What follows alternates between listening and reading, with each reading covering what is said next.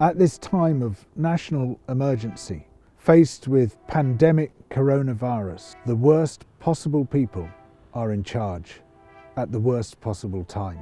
Boris Johnson in the UK, with his Health Secretary Matthew Hancock, Home Secretary Priti Patel, Foreign Secretary Dominic Raab. Trump in the US, with his government entirely composed of corporate cronies. Scott Morrison in Australia, the man who waved around a lump of coal in the Australian Parliament saying, hey guys, there's nothing to worry about, all this science malarkey is complete junk. These are extremely dangerous people who have made a career out of denying the realities of public health and environmental science. They are now in charge at the worst possible time.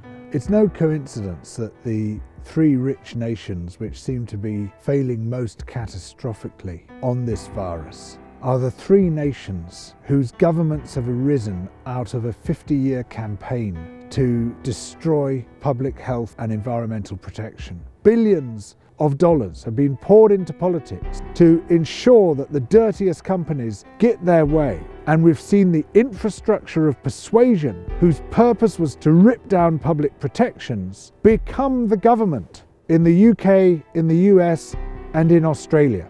And you look at the UK government, for example, number 10 Downing Street, the Prime Minister's office, is now stuffed with people straight out of that infrastructure of persuasion. You've got Chloe Wesley from the Taxpayers Alliance in number 10 Downing Street. You've got Munira Mirza from the Manifesto Club, part of this weird network of people just attacking all public protections. She's there in the number 10 policy unit. And of course you've got Dominic Cummings, who was selected to be the head of Vote Leave by Matthew Elliott, the man who founded the Taxpayers Alliance. When Boris Johnson first formed a government in this country, the Institute of Economic Affairs, sort of founder member of this dirty money, deregulatory alliance of think tanks and lobby groups, boasted that 14 of his front benchers were alumni of its own initiatives. So people like Dominic Raab, Matthew Hancock, the Health Secretary, they were all to an extent schooled and groomed by the Institute of Economic Affairs. Priti Patel, the Home Secretary, she used to work as a tobacco lobbyist. No concern at all for public health, no concern for the interests of other people, just concern for making money. In the US, the denier-in-chief is president. This is a man who has dismissed anything that interferes with profit-making and has just tried to shout down scientists, dismiss the warnings of experts for many, many years. He called climate science a Chinese hoax. He's now calling the virus a Chinese virus. In Australia, Scott Morrison, who has been at war with climate scientists, completely ignored or dismissed public crises in the past. Remember, he was on holiday in Hawaii while the great fires were raging across Australia. How come we only had 4 trucks to defend our town? Because our town doesn't have a lot of money, but we have hearts of gold, Mr. Prime Minister. No, you're an idiot, mate. And now he, as Prime Minister, is the person in charge of dealing with this horrendous pandemic. There's a lot of exotic theories about why the governments of the UK, the US and Australia are so phenomenally inept when it comes to tackling coronavirus. Why did they start so late? Why did they entertain crazy ideas like creating herd immunity? Are they actually trying to kill us? Is this some form of culling? Do they think the country's overpopulated? Are they trying to solve the pensions crisis by killing off all the old people? You know, you can sometimes be forgiven for thinking those things because they've been so phenomenally incompetent. But what's actually happening is that we've got people in charge whose whole mindset is in the wrong place. Their entire mindset is about just kicking everything into the long grass and saying, you know, it's going to be fine, don't worry about it, the market will sort it out. These are people completely embedded in the neoliberal philosophy, which says that government should not govern. You should leave it all to this magical thing called the market, which will wave its invisible hand and everything will get sorted out.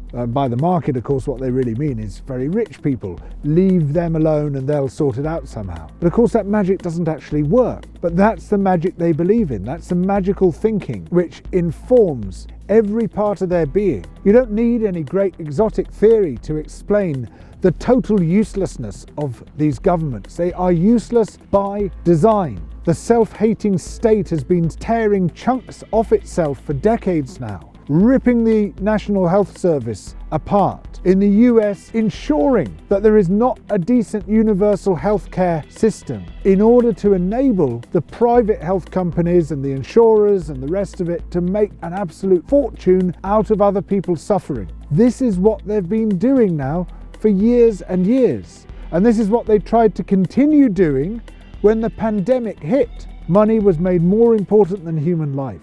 That's the fundamental problem that we face again and again. And this virus is one instance of that, but we're going to see a lot more. There's a lot of projections now showing that with 2 degrees or so of global heating, farming will collapse in many of the world's breadbaskets. We could see multiple breadbasket failures and an absolute shortage of food. And if you think people fighting over toilet paper looks bad, wait till they're fighting over food.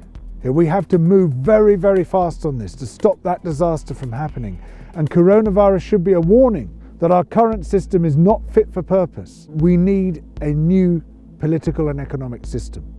We need a system that puts life above money, that values human life and the lives of all the other species with which we share this world above the profit-seeking motives of corporations and billionaires.